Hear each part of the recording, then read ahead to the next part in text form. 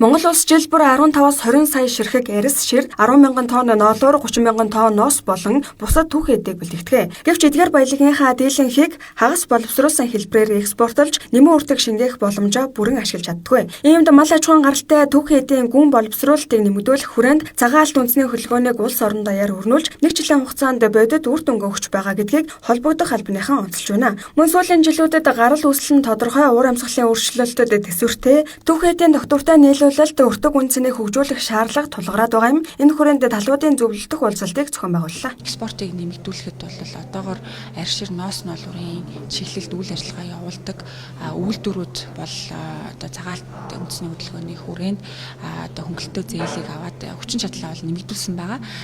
Тэгэхээр одоо бол одоо энэ Евро Азийн эдийн засгийн одоо худалдааны төр хэлэлцээр одоо 3 жилийн төр хэлэлцээр одоо батлагдаж Евро Азийн 5 улсад одоо тарифын хөнгөлөлттэй бүтээгдэхүүнээ экспортлох боломжтой. Тэгэхээр 367 бүтээгдэхүүний одоо 90 гаруй хувь нь хөдөө аж ахуйн салбар байгаа. Тэр дундаа ноос ноолоор арьширны одоо бүтээгдэхүүнийг экспортлох тарифын хөнгөлөлтөд экспортлох боломжууд гарч байгаа. Тэгэхээр яг одоо үйлдвэрлэгчид маань хүчин чадлаа нэмэгдүүлсэн байна.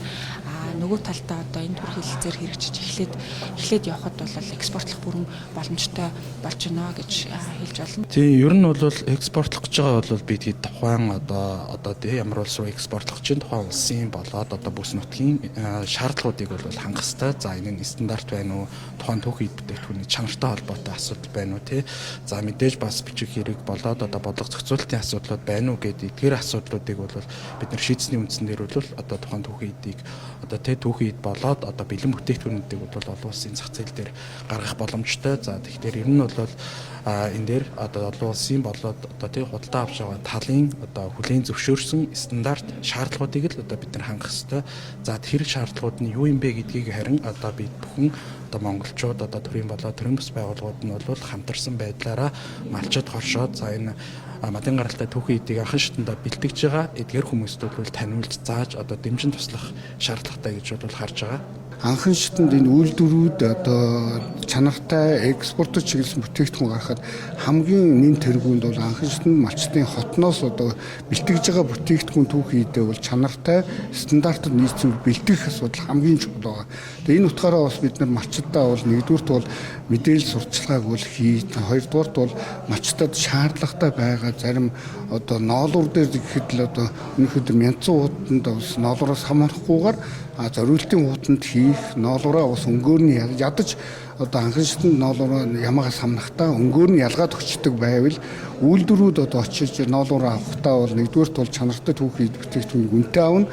Хоёрдугаарт үйлдвэрийн бас шат дамжлагууд нэлээд цөөрөх. Энэ цөөрсөн шат дамжлагынхаа гарсан зардлаас одоо малчдаа ноолуур дээр нь тодорхой урамшуул өгөх юм боломж болцоог бас бүрдүүлэх тал дээр бас үйлдвэрүүд малчдыг холбох Монголын ноос ноолуурын холбоотойгоо хамтраад яг энэ тохирлын гэрчлэгээ баталгаажуулалт авахтан техникийн тусалцаа дэмжлэгүүдийг юу хэрэгтэй вэ?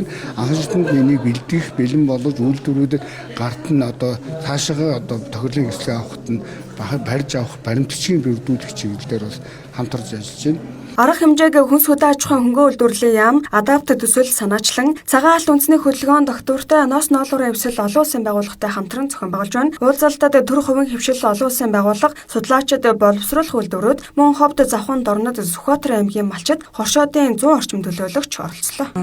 Би Дорнод аймгаас зорж ирсэн 2024 оноос хойш л одоо энэ үйлдэлийг одоо ерөөсөн бизнес болох хэрэгтэй юм байна гэдээ хоббигоо бизнес болгож явж байгаа. Нийгэд одоо манай Дорнод аймагт гэж нөгөө ноос ноолуурны үйлдвэр байгаад байхгүй болчихсон. Яг бид нар бол одоо түүхий эдээ бол Улаанбаатар хотоос авдаг.